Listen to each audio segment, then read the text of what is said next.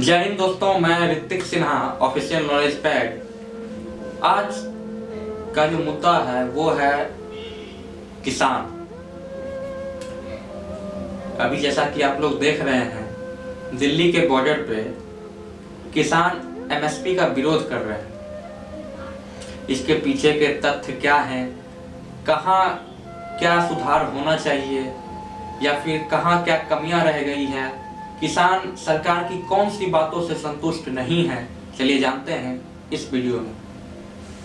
जहां तक मैंने इसे जानने की कोशिश की, मेरा एक दोस्त रहता है हरियाणा में, तो मैंने जब उनसे पूछा कि ये एमएसपी क्या है, तो उन्होंने कहा एमएसपी का मतलब होता है मिनिमम सपोर्ट प्राइस। ये पंजाब और हरियाणा के किसानों को सरकार देती है। किसान विरोध इस बात का कर रहे हैं, उन्हें इस बात का डर है कि अभी जो बदलाव किया गया है कृषि कानून में, इसके अंतर्गत उन्हें इस बात का डर है कहीं ये एमएसपी सरकार बंद ना कर दे। इस चीज का वो विरोध कर रहे हैं, जबकि सरकार ने साफ शब्दों में कहा है इसे बंद नहीं किया जाएगा। बेसिकली होता क्या है, जितने भी किसान अनाज उगाते हैं वो सभी को ले जाके मंडियों में बेच देते हैं। तो मंडियों में होता क्या है, आपका एक फिक्स प्राइस होता है, आप जितना दोगे उसका एक फिक्स प्राइस आपको मिलेगा।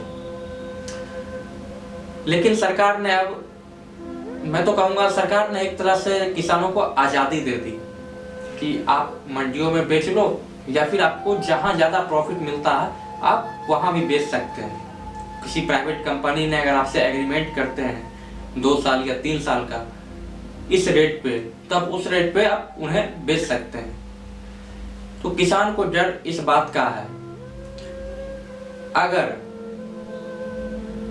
मान लीजिए किसानों ने चावल की खेती की या फिर गेहूं की, अब ऐसा तो नहीं है सारा का सारा गेहूं अच्छे क्वालिटी का ही होगा, कुछ ऐसा भी होगा जो कुछ क्वालिटी डाउन होगा, या कुछ बरसात में ऐसा होगा कि सड़ गया होगा, कुछ भी हो सकता है, क्योंकि मौसम का कुछ कह नहीं सकते हैं। या कभी ऐसा भी हो कि हम किसानों ने फसल लगाया और सही से फसल हुई नहीं, तो कुछ भी हो सकता है। किसानों को डर इस बात का है, अगर उनके फसल में थोड़ी सी भी कमियां आई तो प्राइवेट कंपनियां उन्हें लेने से मना कर देंगी, क्योंक't उन्होंने तो तय किया है अच्छे क्वालिटी का, इसलिए वो प्राइस उतनी दे रहे हैं। तो किसानों को इस बात का भी डर है। मैं किसानों से यही कहूंगा या फिर सरकार से भी यही कहूंगा, इसे बैठकर बातचीत करके इसका हल निकाला जा सकता है।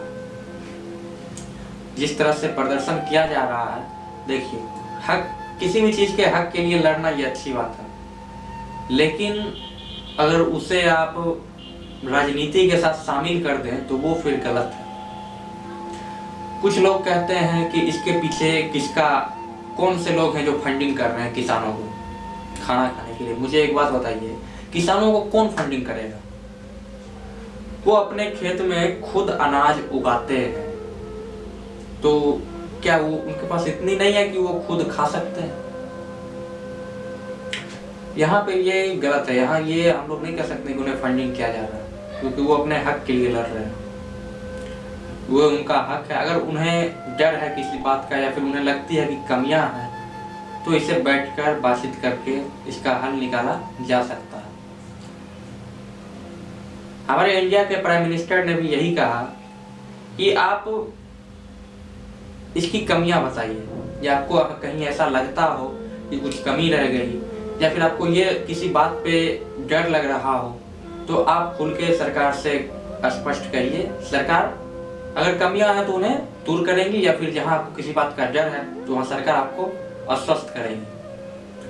लेकिन किसानों की मांग यह है कि पहले इस बिल को खारिज किया जाए, फिर हम लोग बात करेंगे। ये तो सरासर गलत है।